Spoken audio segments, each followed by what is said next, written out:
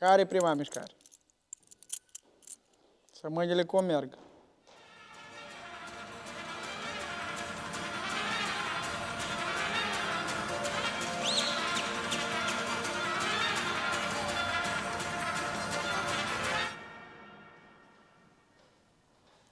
Trebuie să-ți placă, trebuie să trăiești fiecare bătaie, fiecare mișcare, fiecare gest cu mâna, cu capul, cu zâmbetul. Trebuie să vină în primul rând de aici, să poți să lucrezi cu aici. Să pe urmă lucrezi cu cealaltă. Păi ce asta să cântă, să joacă, băi? Hai să vă arăt cum să cântă, să joacă. Lăutare! Muzic! Ho!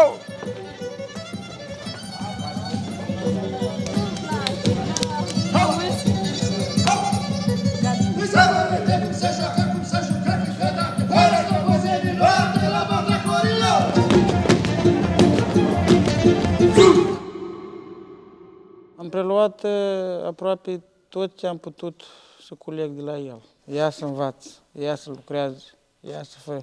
Eu te ajut, eu îți dau, numai trebuie să pui osul la treabă. Nu vor să învețe nimeni. Băi, vino mă, 11 noaptea, vino și să arăt cum se lucrează. Uite, ies, poftim. Nu vor. Am intrat la conservator, la compoziție. Le-am zis, fără disciplină și fără muncă, nu a obținut nimeni nicio performanță. Și în sport, și în muzică, cu atât mai mult. De nevoie am rămas în sat. Dacă aveai și tu oportunitate. Da, mă duceam și eu. Cu dansurile foarte puțin, mai deloc chiar, câștigăm bani. Înainte tot timpul că lumea cânta și chiar când plecau la deal și când vineau de la câmp, lumea cânta. S-a așezat Sara cu mâinile în pernă și cânta Volgă, Volgă, dragă Volgă. Iarna în sate la noi nu erau femei să nu te duci în casă, să n-aibă statele, să nu țesă. Am o să râd.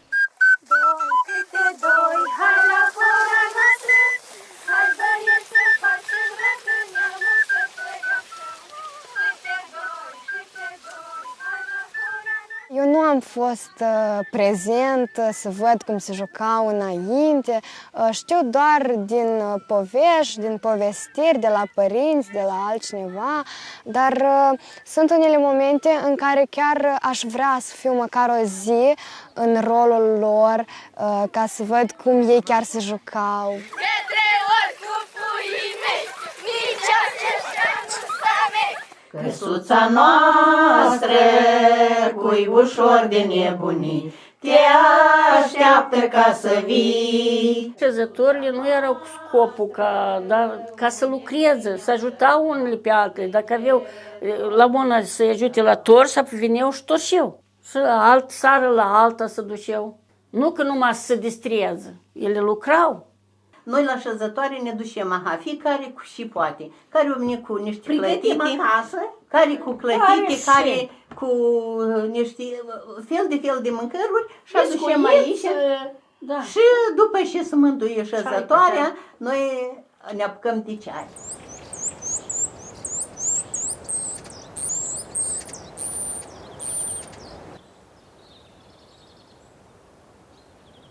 Lume, lume, soară lume, când s-a lăsat sec de pâine și păhăruțul din mână, lume, soară lume. M-am născut în satul Șestaci, raionul Șoldănești. Am îndrăgit cântecul de mică. Probabil chiar din brutică de la mama a fost că ea cânta. Știu că nu mă mai iubești, știu că nu mă mai dorești, mă voi feri. Iată, cântam și ea vedea, se bucura, fiindcă trebuie să studiez, să înveți cuvintele și peste tot, și la prășit, și la mulți vaca, și peste tot lucrul ăsta era de regulă. Și odată a spus, zice, Doamne, când să ajung eu ca să te văd la televizor cântând? inima. Bună mamă, muncitoare, am muncit mult, foarte mult am muncit. Unde vei și noapte?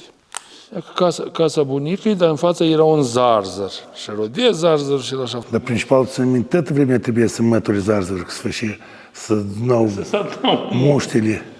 Și că și mama și cu tata. Ne-am născut în familia, mama profesoară, tata agricultor. Mama a dirijat corul școlar, a dirijat și corul satului. Zice că asta mama cu colectivul de copii în 1966. Deci s-a cântat și în corul bisericesc. S-a cântat. Lumea în genere cânta în trecut. Copiii și chiar copiii cântau.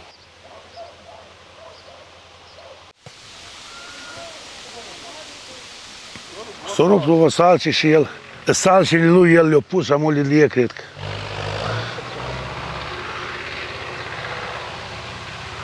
Haide, băi, Gheorghe, băi, du-ți, băi, salce acasă, că nu a venit primarul după tine.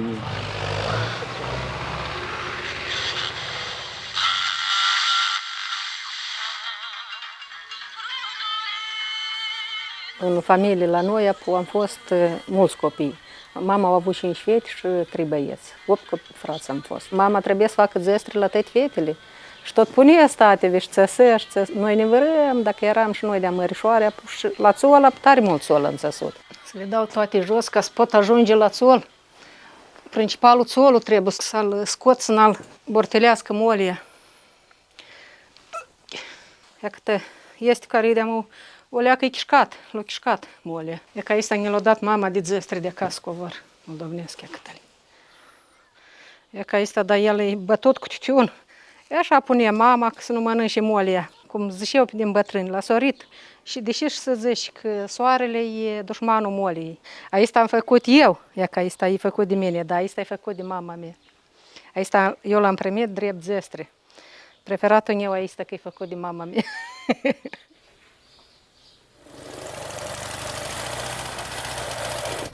Tata aduce o maluri de papră, dar eram școlar și dau o măt afară, de adevăr, o măt.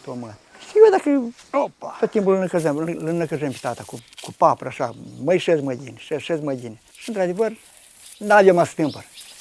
Mă ieși, mă dă afară, mă măt. Atât.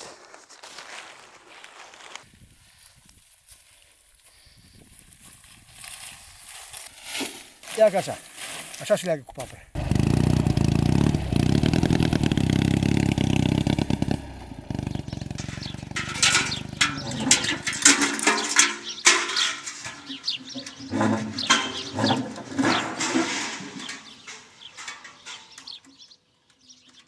Familia, în general, a făcut așa ca eu să nu fiu ocupat cu agricultura sau ceva de genul. Au spus că dacă ei nu au avut atât de mari studii superioare, măcar eu să am și să fiu un simbol al familiei.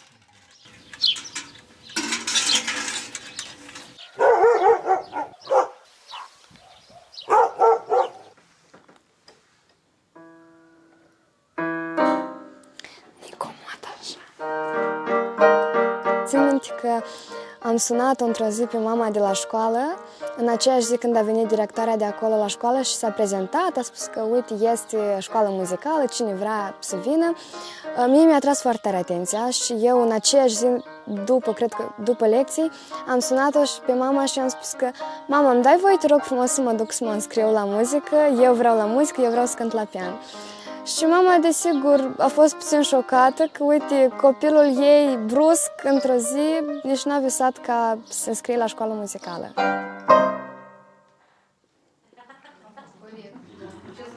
De acum, repede nu o să mai poți postulați. Dar aici joacă.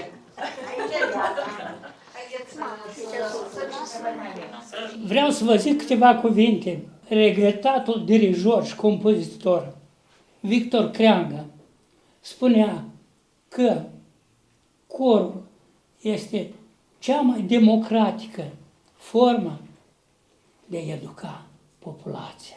Deci corala Doinanistului este un colectiv bine închegat, un colectiv care nu trebuie să-i aduni cu forța. Dar dirijorul când vine, ei de acum, pe mine mă ucăresc. Un scaun trebuie.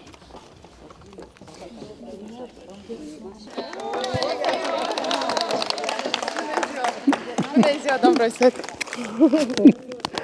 Am venit să vă felicit cu reușitele voastre care le-ați obținut. Eu mă mândresc cu voi. Am iubit-o și iubesc. Eu tot vă iubesc, domnule. Fie ascultătoare cum ai fost, așa. Facem? După decesul dirijorului Teodor Țurcanu, am fost invitat să preiau corala. Anul acesta corala împlinește 36 de ani.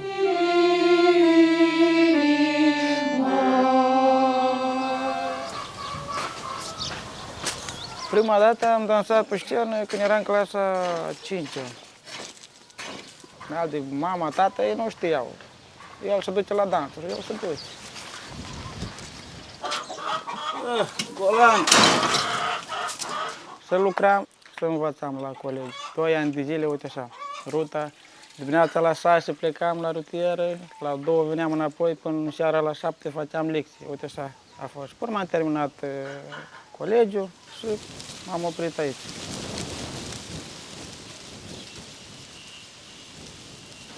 Păi de asta să nu împargem, că așa cam slab ne ești treaba. Hai, Nicu, tu vii sau? Hai, gata, că am terminat. Haide, vino la mască să răcesc plăcintele. O, tamană și caldă, să bune. Ia pune acolo. Ai noroc și sănătate și numai bine și dă Dumnezeu ploaie. Pe mine că ții pe plan. Ducem la pește. Păi, oprita. Noi avem concert. Dar unde vă duceți la concert? La frații noștri români. La Brăila. Vă duceți de noapte ori? La amiază, noaptea ducem la lucru. Noroc asta de radiate. Noroc. Ne-am apropiat de masă, fiecare își ia atributul cu care trebuie să folosească scenă, și prosoapele, și garafa cu vin, și așa mai departe, toate, și trecem frumușel la locul de unde pornim noi în scenă. Adică fiecare știe locul, da? Unde trebuie să străie socrii mici, nunii și așa mai departe. Acum am mers la această variantă, s-au amintit cu cum erau nunțele pe timpuri. Deci era nunta, după nuntă mergea masa mare și după asta era ostropățul. Și s-a decis un fragment din ostropăț. Scopul ostropățului așa era că oaspeții care au fost la nuntă mai duceau ceva pentru înstărirea tinerii familii. Flăcăii călării mergeau pe sat și chemau lumea la nuntă. Ei, ia ca s-a terminat și nunta asta. Și nireasa frumoasă, și nirele Chipiș, da nuntașii, da nunul cel mare, oameni gospodari, oamănoși. Mai în scurt, a fost o nuntă cam poveste. Prosoapele, la ce ne-am dat, este care voi trebuie să deja știți. Vorbele multe sănășie, vorbele multe sănășie, să plecăm la comunie, iaca e așa, să plecăm la comunie, uite zău așa. Lasă știe lumea sa, lasă știe lumea sa, că și eu m-am meritat, iaca e așa, că și eu m-am meritat, uite zău așa. Să mă apuc eu să mai lucrez.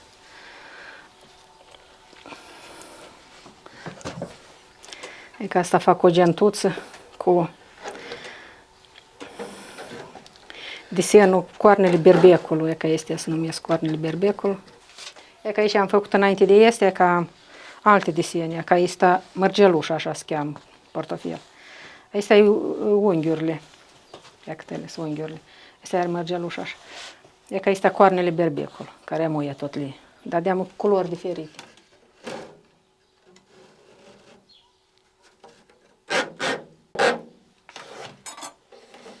când lucrezi, știți, chiar ca cum sunt în familie, mai ai câte o scârbă, câte o jăle și ceva, și parcă îți pare că se mântuie lumea acolo, știți? Și când te iei pe lucru, creierul se liniștește pe loc. Când începi a țăsă, deodată te-ai liniștit și ai uitat de tot.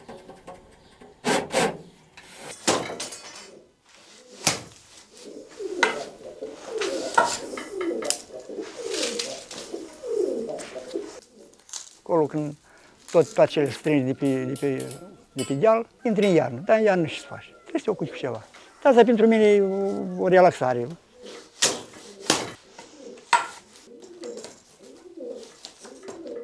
Alții zic, ce trebuie ea să mă ocup cu așa, trebuie să ai timp liber, să te ocupi cu asta, mult timp pierd. Dar eu m-am învățat. Unii mă duc eu și el după mine. E tare. Eu l-am învățat de mititel. Unii ies afară, el după mine. Iată, vezi cum vine? Uli. Mititelul, gata. Nu-i lucru fizic, dar o tot sostenești. Aici o ieși la capete și-i dai. Aici are 56 de kg, galonul ăsta. Vreau îl scot, vreau la asta. Eu l-am pus pe paniere, ia că așa, l-am scos. Ia că el iese. Îl pui înapoi, îl spăl, cum trebuie. De unde ați găsit așa sticlă, mă? Italia, 5 de este am, 5.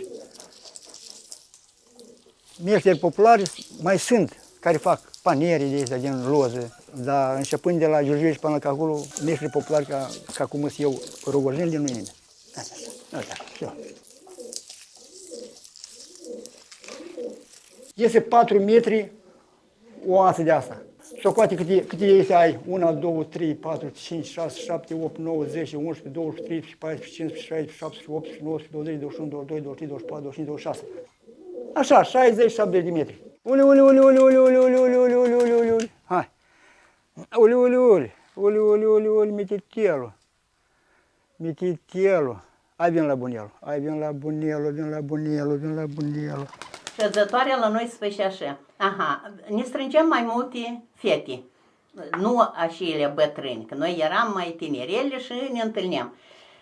Dacă vine la mine, făceam găluși, făceam balabuște, dacă era în post. Colțunaș făceam și băieții vineau, care ne mai depăna, care ne încurca, dar care mai trecea așa cu ochi, la care îi plăcea mai tare.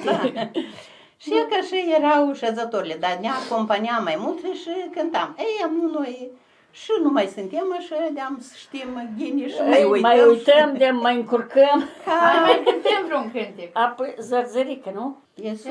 Pe sub pădure se duc fetele la mure. Pe sub pădure se duc fetele la mure. Zărzărică, zărzărea, pe la poarta mândrii mele Gheorghiță trecea. Zărzărică, zărzărea, pe la poarta mândrii mele Gheorghiță trecea. Dansul nu ne lasă, maestria nu ne lasă, nu te lasă inima, nu te lasă. Nu poți să stai într-un loc. N-auzi muzica, că cântă, uiți de toate, de durere, de tot uiți. Repejor la locul, fiecare la locul lui. 3, 4. Primul și 1, 2, 3, 4, 1, 2, capul sus. Când vezi câte un copil că el bate tocmai, pe mine altfel mă scutură când îl văd că el îți dă silința să vrea.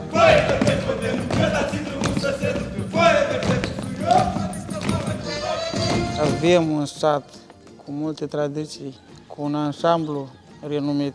Să-l menținem cu dinții, cu pumnii, cu mâinile, să-l ținem până să nu ne lăsăm.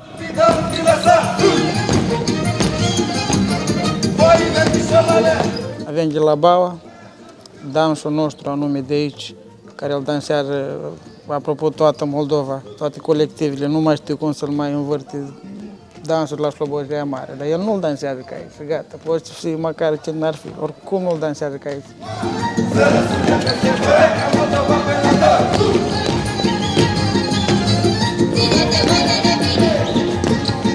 Vă dați seama că când ne ducem, nu știu, la un festival sau la un concert și atmosfera aia în microbus, muzică, de altfel, e interesant, cu tot grupul, interesant așa.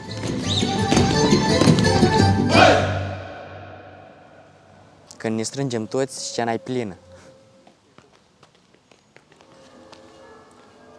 Nu facem repetiții, deoarece dansatorii care au plecat la muncă le place să danseze, dar de nevoie vor să ducă, să facă un ban, vor mașini, nu știu, ca fiecare băiat, ca fiecare fată. Nu poți cu banii care câștigi aici pe loc să-ți faci un viitor frumos. Aici așa, numai de cheltuială.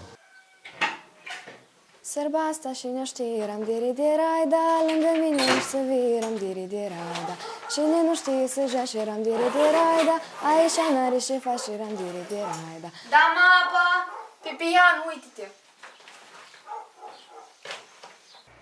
Eram la muzică și doamna Luba spune că copii, dar voi vă mai jucați pe afară? Ne întreabă, ori stați numai prin telefoane, numai prin telefoanele și alea voastre. Și spune că, uitați, avem așa un concurs, hai la joacă pitoloacă.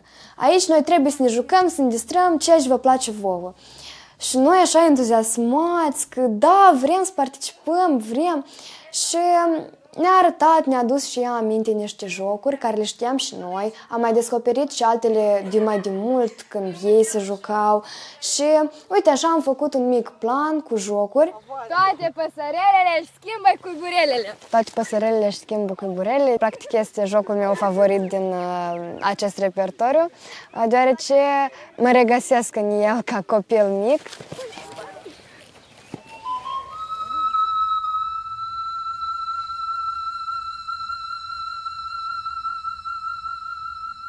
Pentru ei înseamnă să mai desprind din mucigal casnic, că dacă stai acasă, vin diferite gânduri, dar așa mai comunică și noi mai facem și o educație. Mai abordăm și câte o temă politică câteodată. Sigur că când se pornește tema politică, gata, fiindcă sunt cu diferite viziuni, știți cum, și apoi nu mai faci repetiție dacă e. Svetulea, ce te-ai făcut frumos, Svetulea?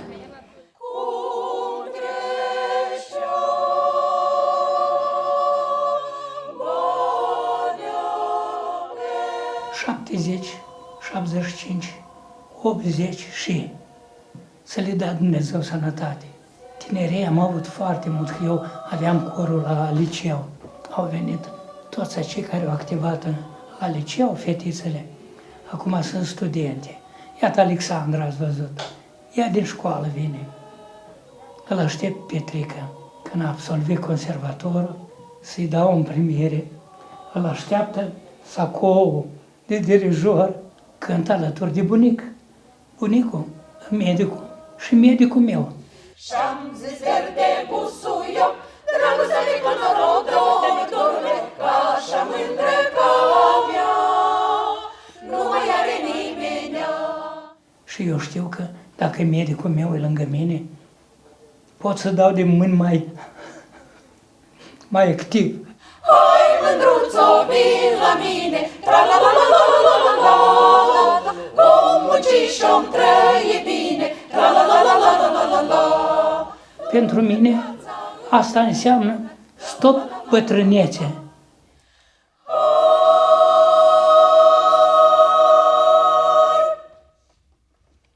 La neța sucea, dar frumos caște-n de ea, măi. La neța sucea, frumos crește-n de ea, măi. Gata, gata, gata, gata. Hai din încoace, mi chichel. Eu ce chișche ea. Gata. Da. Hai, fugi. Și râd cu râsul lor nebun, când urmele și-a apă, și nu înțeleg când eu le spun, că-s lacrimi și nu-i apă. Stângul, 1, 2, 3, te-ai apucat de mâini și faci mai departe cercul. Este? 3, 4.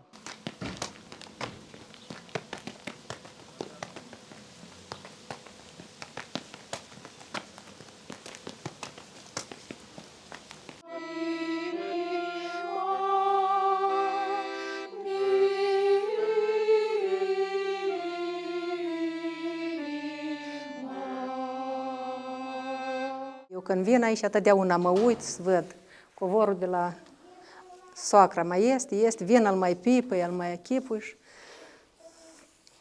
Mă mai uit la dânsul așa.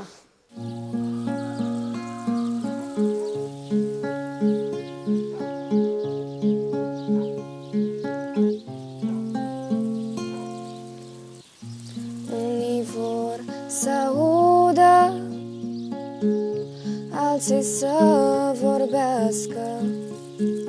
Ei, noi dacă suntem 70 plus, prin sănătate. Sănătatea. 70, dar încă îmblăm la așezători. Da, și înainte, mai mult de 70 îmblau la așezători și nu îmblau. Înainte trăiau câte 90 de ani, apoi la 70 erau cu tineri. Să-mi dai scrisorile înapoi, să mi le dai acum, și tot ce-a fost între noi doi să se prefacă în scrum. Da.